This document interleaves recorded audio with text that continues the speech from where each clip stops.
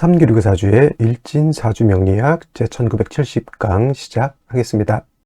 오늘은 양력으로 2024년 3월 29일이고요. 음력으로는 2024년 2월 20일입니다. 오늘 명식은 갑진년 정묘월 임진일이 되겠고 일진 임진이 되겠습니다. 자, 사주팔자를 분석함에 있어 제일 중요한 것 일주의 천간, 즉 일간이 가장 중요하다라고 하는 것, 일간과 다음으로 중요한 것은 월주의 지지를 말하죠. 월령이라고 합니다. 월령, 월지라고도 하고요. 원이라고도 이렇게 표현을 하는데 일간과 월령 가장 중요한 글자가 되겠습니다. 오늘 일간 임이라고 하는 천간이 일간이 되겠습니다. 임이라고 하는 천간 10개의 천간 중에서 9번째 천간이 되겠고요. 임이라고 하는 천간 5행으로 구분하게 되면 수가 됩니다. 임수가 되는 것이죠. 자, 목화토금수라고 하는 것, 목이라고 하는 것은 나무가 되는 것이고, 그 다음에 화라고 하는 것은 불, 토라고 하는 것은 흙, 금이라고 하는 것은 쇠, 그 다음에 수라고 하는 것은 물이죠.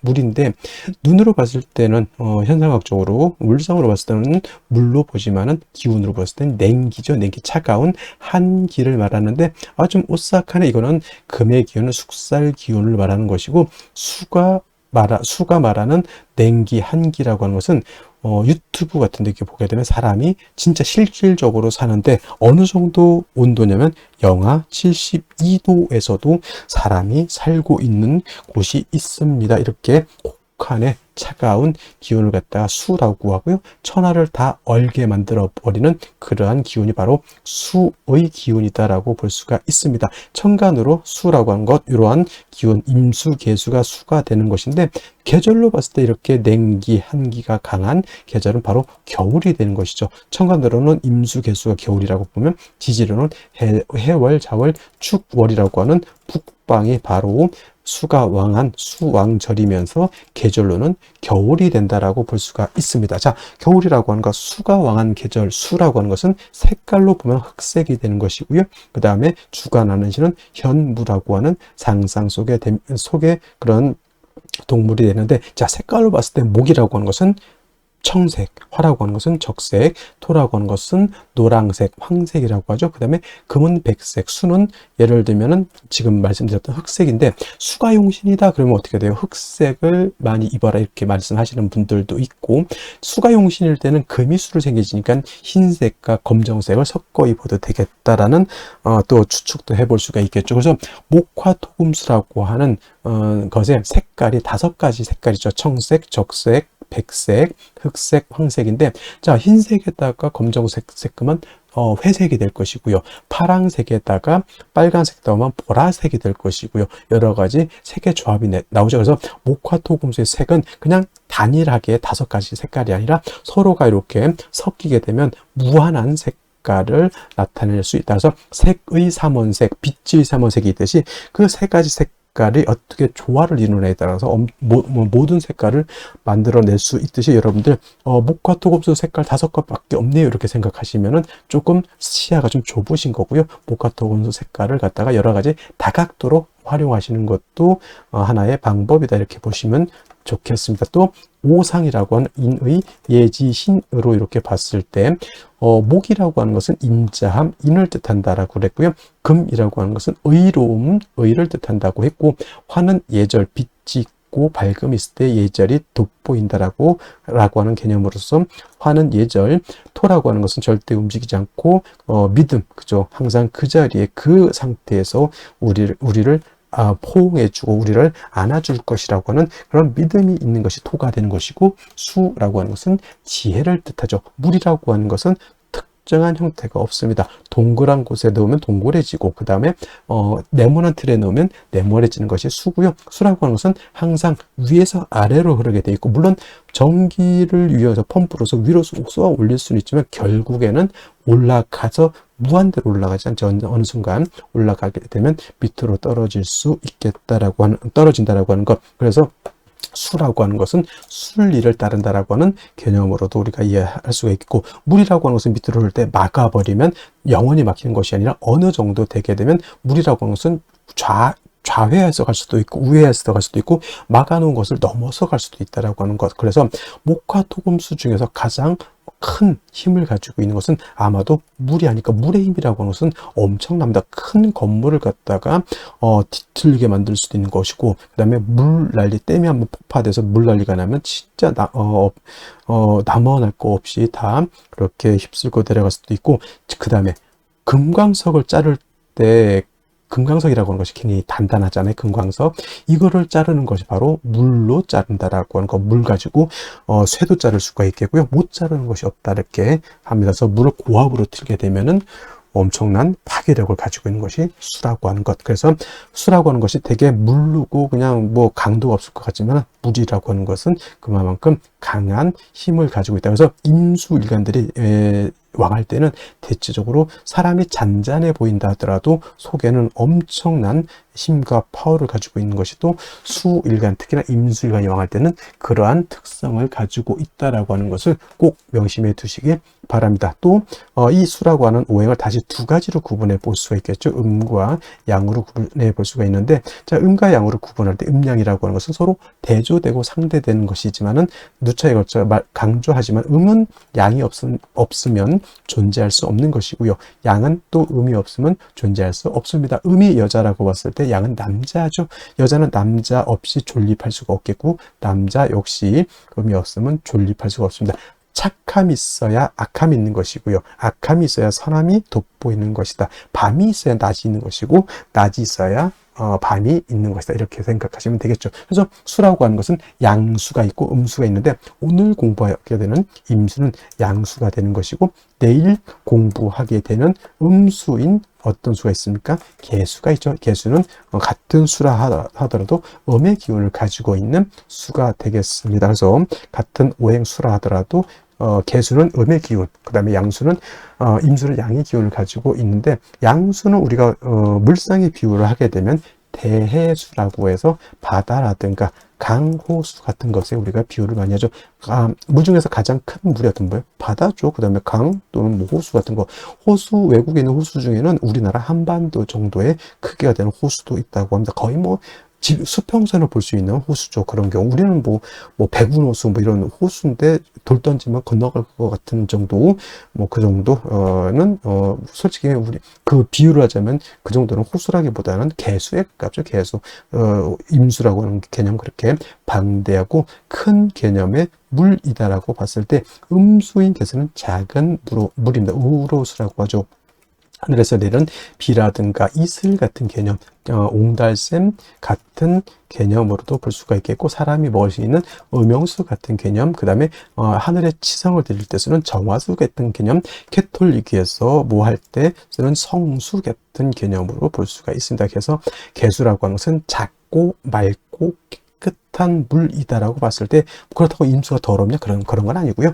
임수는 개수에 비해서 방대하고 큰 물이다라고 이렇게 봤을 때, 임수는 큰 물이기 때문에 그냥 잔잔했을 때는 상관이 없겠지만, 신왕하게 되면, 임수가 왕해지게 되면 어떤 성질? 충분지성이라고 해서 임수는 큰 물이 요동을 치게 되면 물이 범람할 우려가 있게 됩니다. 바다로 치면 쓰나미가 일거나 큰 해일이 일어서 엄청난 피해를 일으키는 것 같고, 강, 호수 같은 경우에는 물이 많아지게 되면 뚝을 무너뜨리고 범람하죠. 주변에 있는 뭐 밭이라든가 집이라든가 축사라든가 완전 쑥대의 밭을 만들어 버립니다. 그래서 임수라고 하는 것이 왕할 때는 이 충분한 성질, 물이 범람하고자 하는 이러한 성질을 갖다가 쓰나미, 해일이 일어나는 이러한 엄청난 힘을 갖다가 조절시켜주는, 적절히 억제시켜주는 것이 필요하겠죠. 이것이 바로 뭐다? 무토라고 하는 것이 있어서 임수를 갖다가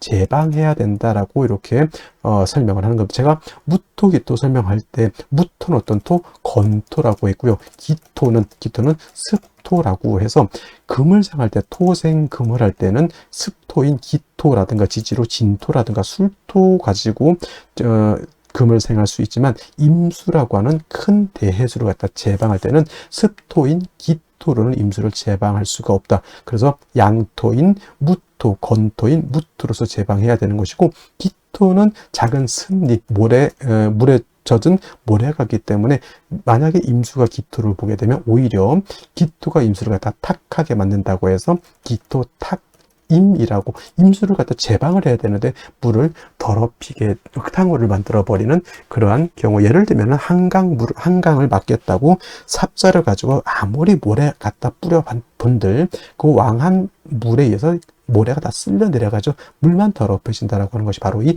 기토탁임이라고 하는 겁니다. 그래서 임수가 왕할 때는 무토로서 임수를 제방하게 되고, 그 다음에 병화로서 조후해야 된다. 선생님, 병화는 왜 씁니까? 이렇게 말씀을 드린다면, 자, 임수가 지금 무토를 쓸 때는 임수가 신왕할 때 무토를 쓰는 것이죠. 임수가 약한 경우에는 무토를 쓰지 못합니다. 자, 토극수합니다. 토라고 하는 것이 수를 극하죠. 왕한 임수를 무토가 극한다라고 하는 개념은 파극해서 없앤다는 것이 아니라 제방해서 임수의 용도를 만들어준다. 쉽게 말하면 소양강 댐을 만들어서, 댐이 무토가 되겠죠. 그 소양강이라고 하는 물을 가둬서 공업용수, 농업용수, 생활용수로 쓸 수 있게 만들어주는 것이 바로 이 무토인데, 임수가 왕할 때는 토극수하는 것이라 자칫 수다. 물이 많으면 토가 붕괴되는 그러한 현상이 나타날 수 있기 때문에 임수가 왕할 때 무토를 쓸 때는 반드시 병화로서 무토를 갖다가 화생토하면서 화생토에서 토를 도와줘야 되는 필요성이 있겠고요. 또 한 가지 수는 뭐라고 했습니까? 물이지만 기운으로 봤을 때는 냉기, 한기라고 이렇게 말씀을 드렸죠. 물이 많아질수록, 임수가 왕해질수록 물이 많아지는 것도 해당이 되겠지만, 기온이 영하 10도, 영하 20도, 더 왕해지면 영하 40도, 영하 50도까지 크게 떨어지면 물도 얼고 나무도 얼고 토도 얼고 다 결빙되게 됩니다. 얼면 용도가 없습니다. 그래서 무토로서 왕한 임수를 이렇게 제방할 때는 병화라고 하는 것으로서 토도 도와줘야 되지만, 물이 왕해서 냉기가 심해지면 안 되니까 차가운 그런 기운을 갖다가 따뜻하게 조후해주는 용도로서 무토 병화를 같이 써야 된다라고 하는 것이 핵심 포인트가 되겠고요. 반대로 임수라고 하는 것이 아무리 대수라 하더라도 항상 왕할 수는 없죠. 임수일간이 예를 들어서 4월, 5월, 미월, 진술, 축월 같은 때 태어나거나 인월, 묘월 같은 때 이렇게 태어나게 되면 써드릴까요? 4, 5월, 그 다음에 진술, 축, 묘월은 토가 왕하는 계절이니 진술, 축, 미월 같은 경우, 그 다음에 인월은 모광절, 묘월도 모광절, 인묘월 같은 데 태어났을 때는 임수일간이 신약이 되죠. 신약이 되죠. 이런 경우 자칫 무토를 쓰게 되면 극설교집이 되거나 해서 임수가 진짜 그때는 파극을 당해서 임수를 못 쓰게 되는 그런 현상이 나타나기 때문에, 이러한 경우에는 무토를 쓰는 것이 아니라 인성인 금으로서 금생수 해 주어서 임수의 근원, 수원을 마련해 주는 것이 필요하겠다. 그래서 임수는 왕하면 무토병을 쓰고, 임수가 일간이 약하면 금을 쓴다 정도 이렇게 기억해 두시고, 나머지 글자들은 그때 필요에 의해서 쓸 수도 있고 안 쓸 수도 있지만은, 임수는 왕하면 무토병화, 약하면 금인 인성, 경우에 따라서는 경금을 쓰는 경우도 있고, 경우에 따라서는 신금을 쓰는 경우도 있겠다. 그건 뭐에 따라서 달라진다? 월령, 월지에 따라서 차이가 있을 수 있다. 이렇게 기억해 두시면 되겠습니다. 자, 다음으로 월령에 대해서 알아보도록 하겠습니다.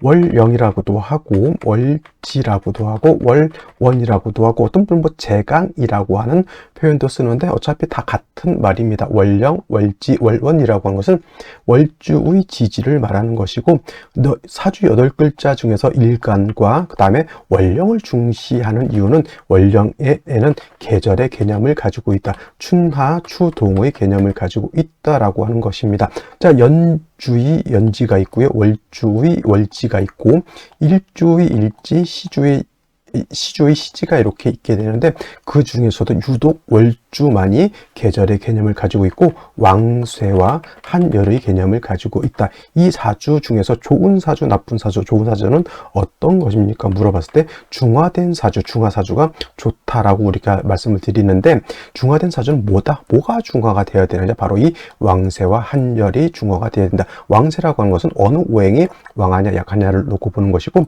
한열이라고 하는 것은 이 사주가 추우냐 더우냐를 놓고 보는 것인데, 왕쇠라고 하는 것과 한열이라고 하는 것 모두 중화를 이루어야지만 좋은 사주가 될 수 있다, 이렇게 보게 됩니다. 자, 오늘 월령이라고 하는 것 묘월이 되겠습니다. 묘월. 자, 묘월이라고 하는 것 일단 절기 보게 되면 경칩과 춘분으로 이렇게 구분이 되어 있고, 춘분도 나름대로 의미는 있지만 중요한 것은 경칩이 되어야지만 인월에서 지금 묘월로 전환이 된다라고 하는 점. 그 다음에 인월과 묘월과 진월은 동방을 나타냅니다. 방향은 동쪽이면서 목이 왕한 모광절이 되는 것이고, 계절로는 봄이 된다. 그래서 인월은 초춘이라고 말씀을 드렸고요. 지금 묘월은 중춘이라고 표현을 하고, 그 다음에 진월은 모춘 또는 개춘이라고 해서 늦봄을 말하게 된다. 색깔은 뭐 청색이다. 이거는 기본적으로 이제 알아두셨으면 좋을 것 같고요.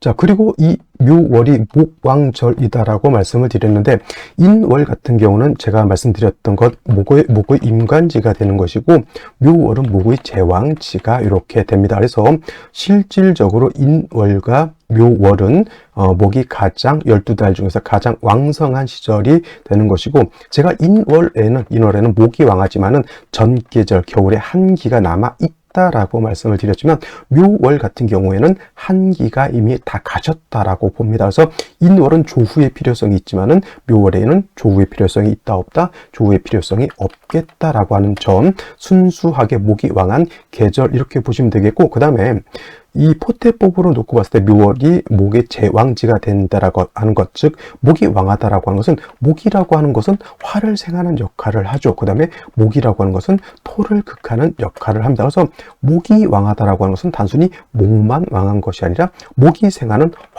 화도 같이 왕해진다라고 보시면 되겠고, 그 다음에 목이 왕해지면 왕해질수록 목은 토를 극하게 되기 때문에 토는 약합니다. 인월 또는 묘월에.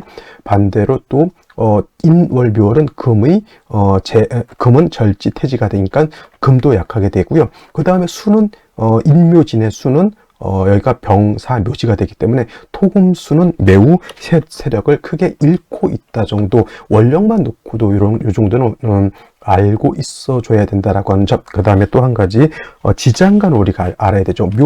묘월이라기보다는 이제 묘라고 하는 것 안에는 지장간이 이렇게 들어가 있는데, 지장간이 어떤 게 들어가 있을까요? 간목이라고 하는 것이 초기, 그다음에 봉기는 을목이 됩니다. 그래서 묘라고 하는 것은 지장간이 2개가 들어가 있죠. 참고로 인 안에는 무토라고 하는 것, 병화라고 하는 것, 간목이라고 하는 것이 들어가 있다고 했습니다. 그래서 인월에는 무토는 쓴다 안 쓴다, 무토는 취용하지 않는다라고 말씀을 드렸고, 인중에 있는 지장간은 병화, 간목을 쓸 수 있다 정도. 그 다음에 묘 안에는 간목, 을목이지만 묘는 쓸 수 있는 것은 을목을 씁니다. 을목을 쓰는 것이고, 간목은 있어도 쓰지 않는다. 선생님, 쓴다 안 쓴다, 이게 뭔 뜻일까요? 라고 하면 격을 취용할 때나 또는 격을 취용할 때, 용신을 취용할 때 이것은 취용하지 않는다는 얘기. 을목만 격을 취용할 때 또는 용신을 취용할 때, 인도 마찬가지입니다. 격국이나 용신을 취용할 때 무토는 쓰지 않고 병화, 간목만 취용한다 정도, 이렇게 알아두시면 되겠고, 일단 중요한 것은 묘월은 목이 가장 왕성한, 12달 중에서도 가장 왕성한 시절이다라고 하는 것을 여러분들 꼭 머릿속에 염두에 두시기 바랍니다. 자, 그러면 묘월에 일간 임수가 되어나게 되면 사주를 어떻게 배합하는 것인지 알아보도록 하겠습니다. 자, 일간 임수라고 하는 것은 대해수라고 했죠. 물론 양수죠. 양에 해당되는 수가 되는 것이고, 바다 같은 개념, 강, 호수 같은 큰 개념의 물이다라고 했고요. 이 큰 물은 왕해지게 되면, 신왕해지게 되면 특징이 뭐가 있다? 충분 지성을 가지고 있다. 물이 범람할 우려가 있기 때문에 임수일간은 왕하면 무토로서 제방하고 병화로서 조후한다. 조후도 하지만 병화가 있으면 무토를 도와주는 것도 된다. 왜냐하면 임수가 왕해서 무토를 쓸 때는 무토가 약하거든요. 이때 재성으로서 무토를 도와주고, 수가 왕하면 한습해지기 때문에 병화는 무토도 생해주는 역할을 하고 한기를 따뜻하게 해주는 역할도 하게 됩니다. 반대로 신금 임수일간이 신약할 수도 있죠. 이때는 아무리 큰 양수인 임수라 하더라도 물이 고갈될 수 있다. 화가 왕한데 임수일간이 약하게 되면 물이 증발돼서 또 약해질 수도 있겠죠. 이런 경우에는 임수의 근원이라고 하죠. 수원을 마련해 주는 것이 필요한데, 이때는 인성인 금이 있어서 임수를 갖다가 생조해 줘야지만 임수가 고갈되지 않을 것이다. 좋다 이렇게 볼 수가 있는데, 자, 임술일간이 태어난 월령 묘월이죠. 묘월은 경칩이 되면서 인월에서 묘월로 넘어오게 되고 임묘진 동방으로서 목이 굉장히 왕한 시절이 됩니다. 인월은 목의 임간지가 되고 지금 묘월은 목의 제왕지가 되는 것이니 가장 목이 왕할 때가 언제입니까? 바로 지금 이 묘월이 되는 것이다. 그래서 묘월은 목의 제왕지가 돼서 왕하지만 수는 인월에 여기가 사지가 되죠. 죽을 사자 사지. 굉장히 임술관이 신약하다라고 하는 것. 요거 우스갯소리로 하면 봄에 고로쇠 나무 고로쇠 수액을 채취를 하잖아요. 이때 고로쇠 수액을 봄에 채취하는 이유는 뭐냐면 인묘월에 목이 왕하다 보니까, 목이 왕하다라고 하는 뜻은 물을 그만큼 빨아들이기 때문에 드리는 그러한 힘이 왕한 거죠. 반대로 인묘월의 물의 입장에서, 수의 입장에서는 목이 왕하면 나의 기운이 뺏기는 것과 같습니다. 그래서 묘월의 임수는 일간은 약하고 상관인 목이 굉장히 왕해서 얘가 자꾸 고갈되고 없어지게 되는 겁니다. 그러면 어떻게 돼요?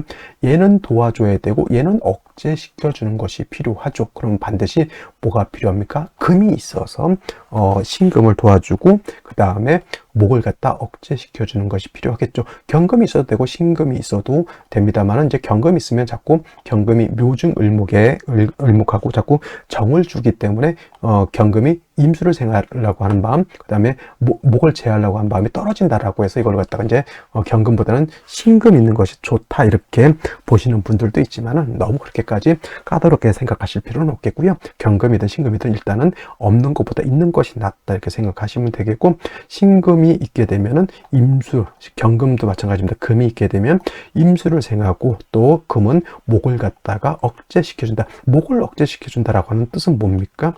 이 목이 수의 기운을 뺏어가는 것을 말리는 겁니다. 그래서 신금을 있게 되면은 뭐다?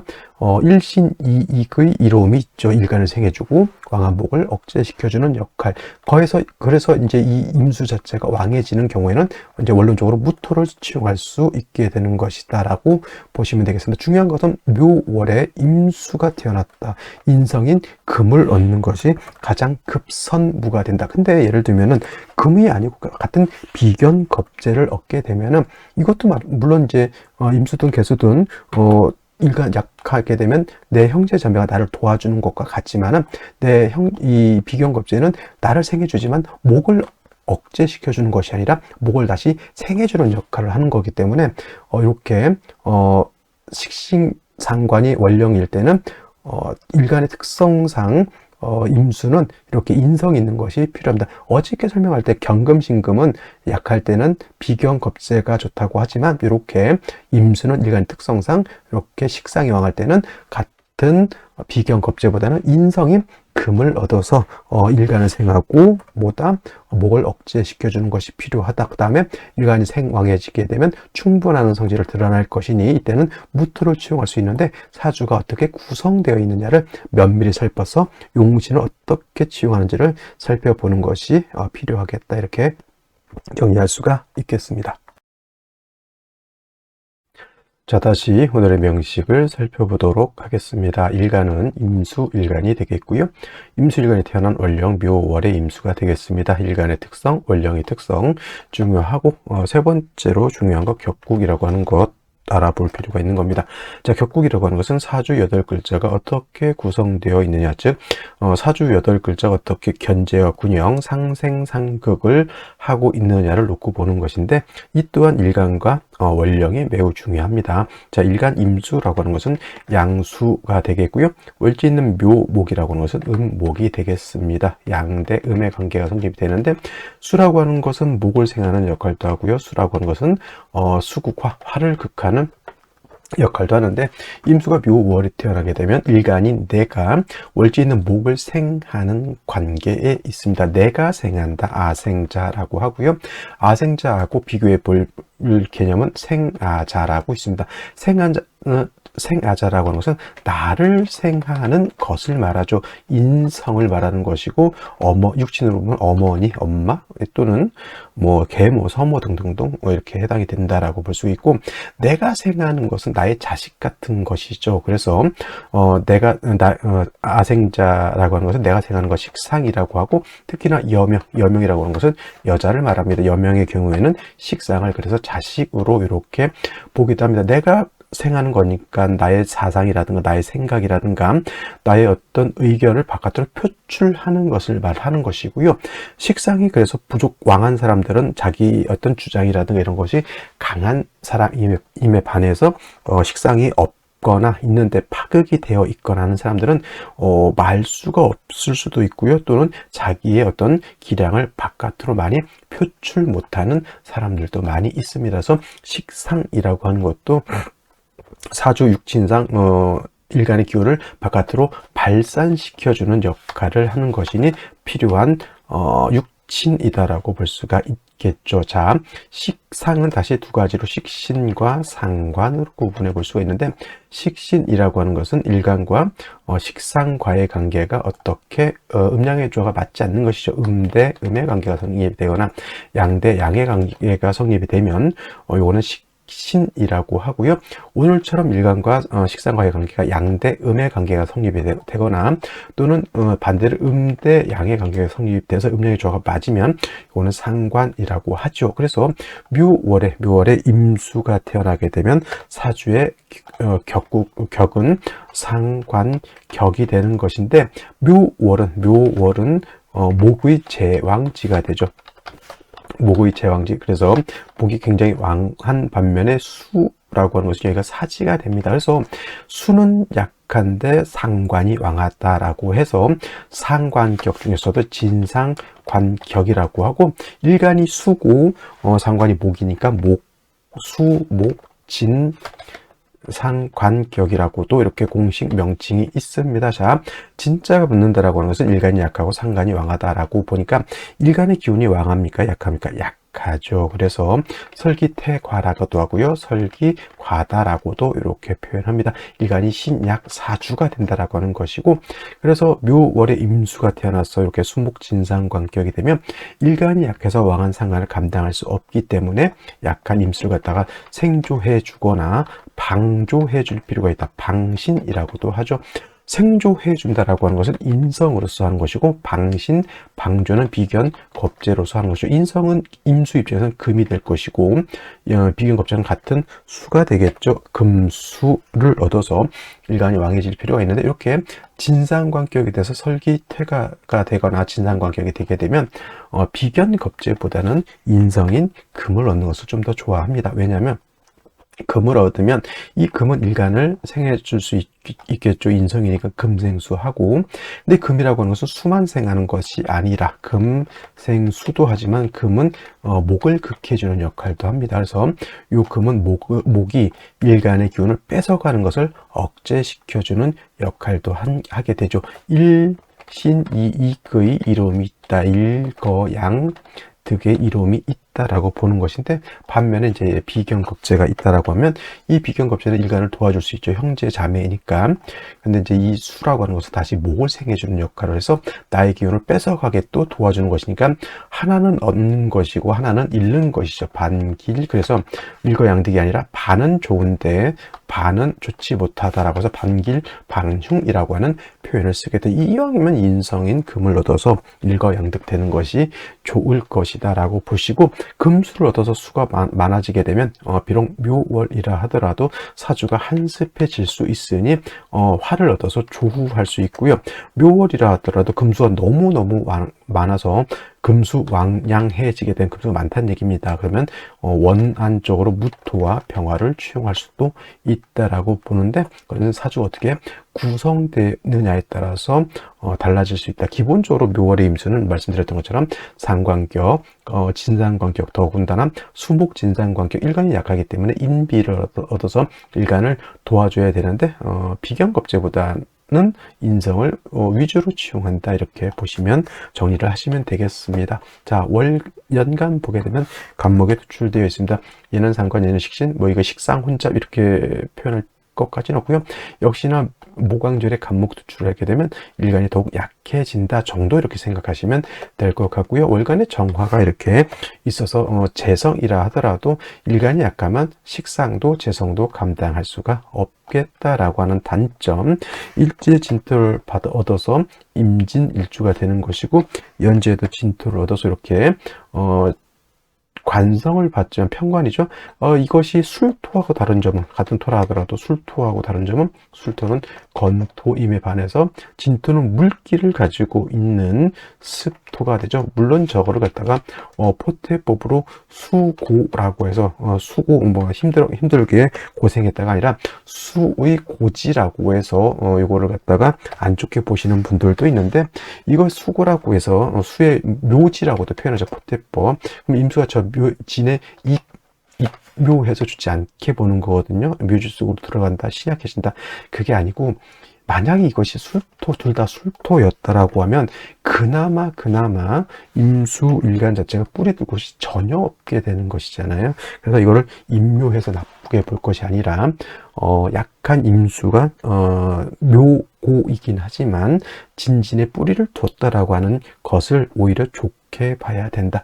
그래도 묘월에 임수가 이렇게 진진의 뿌리를 둔다 하더라도 간목도출하고 정화까지 있으면 신약한 것은 면할 수 없다. 생시에서 다시 수를 좀 도와줄 글자를 얻는 것, 인성 또는 비견급제를 얻는 것을 필요로 하고요. 그것도 대운에 따라서 좀 달라질 수 있는데, 여명 같은 경우에는 대운이 금수운으로 가니까 그렇게 수가 많을 필요는 없다라는 정도까지 이해하신다면 오늘 학습 효과는 뭐 크게 있다라고 보시면 되겠습니다. 생시 보면서 설명 드리도록 하겠습니다. 자, 생시 제일 먼저 경자시를 보도록 하죠. 경자시.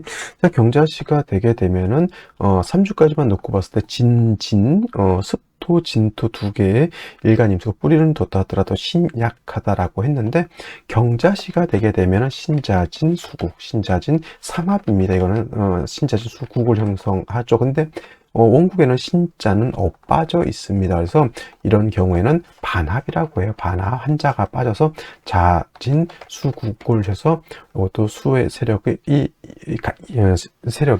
얻는다 이렇게 볼 수 있죠. 그래서 자진합에 임수가 세력을 얻죠. 경금이 다시 임수를 생하니까 이거 묘월이라 하더라도 이거는 신왕사주로 볼 수 있습니다. 이렇게 되면은 간목으로서 수의 기운을 설하고 화를 생해 줄 수 있는 식신생재 또는 상관생재, 생재하는 그런 사주가 될 수 있겠다라고 보시면 되겠고, 자진합수 경금 투출해서 이간이 왕해지니까 요거는 금수운보다는 목화운 때, 화가 좀 왕해질 때 큰 재물을 얻을 수 있다 이렇게 보시면 되겠고요. 신해시 같은 경우에도 합은 되지 않지만 이렇게 임수가 녹을 얻었죠. 해수에 뿌리를 둘 수 있고 신금이 다시 임수를 생해 줄 수 있으니까 임수가 이것도 약하지 않다. 그럼 선생님, 경자시하고 신해시하고 봤을 때 어떤 것이 수가 더 왕합니까? 그럼 당연히 경자시가 더 왕하죠. 자진합수에 경금이 수를 생해주고 경금이 목을 제해주는 그런 구조가 되는 것인데, 신금으로는 은금이 신금으로 목을 제하는 힘은 좀 떨어진다. 그래도 사주는 이 정도 되면 묘월이라 하더라도 일간은 약하지 않다 이렇게 볼 수 있고, 당연히 운은 어디로 가야 된다? 목화운으로 가는 것이 좋겠다 이렇게 보시면 되겠습니다. 임인시 또는 계묘시 같은 경우에는 천간의 임수가 다시 투출되어 있다 하더라도 이거는 신약입니다. 이렇게 묘진 완전히 목왕절의 묘진 방합을 완벽하게 짜고 간목이 투출되어 있기 때문에 제 아무리 임수 하나 또 투출하고 진토 두 개가 있다 하더라도 이거는 신약함을 면할 수가 없겠다라고 볼 수 있죠. 화운이 그래서 이런 거는 좋게 보이진 않고, 그러면 수운 가면 좋을 것이냐? 수운 가도 제가 봤을 때 썩 좋아 보이지는 않습니다. 물론 일간이 이제 왕해지는 그러한 구조는 나쁘지 않지만, 이거 수운 가게 되면 뭐가 부족해지는 것이죠? 화가 약해지기 때문에 그렇습니다. 이미 계묘실은 그러한 특성을 가지고 있고, 갑진시 같은 경우에는 진진진 세 개를 싹 봤습니다. 정화가 이거 있다 하더라도 약한 정화고요. 임수는 진 세 개의 뿌리를 뒀기 때문에 그렇게까지 극신약은 아니고 이건 불약 4주 정도는 된다. 이렇게 되면 뭐 화우가도 능히 감당할 수는 있습니다. 왜냐하면 자세히 보면 무진 가게 되면 간목이 토를 제해 줄 수 있고요. 기사 같으면 이렇게 기토 하나가 뭐 간목 하나를 이 정도는 묶어 놓을 수가 있겠고, 경호신민은 경금신금부터 줄여서 임수를 또 생해 줄 수 있고 하니까 진세계가 있어도 불력사주에 화운과도 나쁘진 않겠다. 단 수운으로 갔을 때는 화기가 역시나 부족해지는 단점이 있겠고요.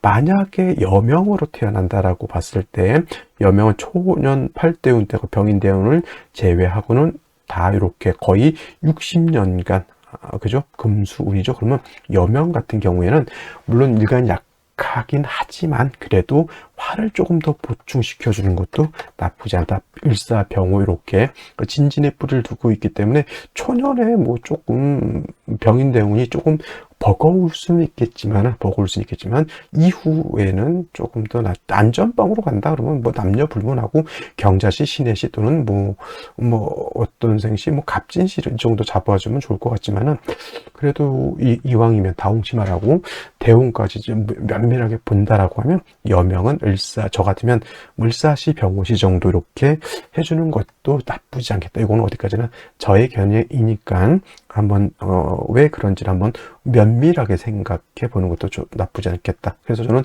병호시도 나쁘지 않다라고 보고 있고요. 그다음에 이제 무신시 같은 경우에는 신금을 얻었습니다. 진토가 이게 천간에 투출되어 있죠. 무토가 임수를 이제 제하는 이렇게 뭐 제방한다라고 봤을 때 간목이 어느 정도 통제할 수는 있겠다. 근데 이것도 마찬가지로 화운 갔을 때 하고 수운 갔을 때 하고 보게 되면 수운 갔을 때 임수가 왕해지는 것은 당연하죠. 무토로서 임수를 제방할 때 화가 부족한 단점이 없지 않아 있다. 이렇게 볼 수가 있겠습니다. 자, 오늘 여기까지 설명드리도록 하고요. 저는 내일 또 찾아뵙도록 하겠습니다. 감사합니다.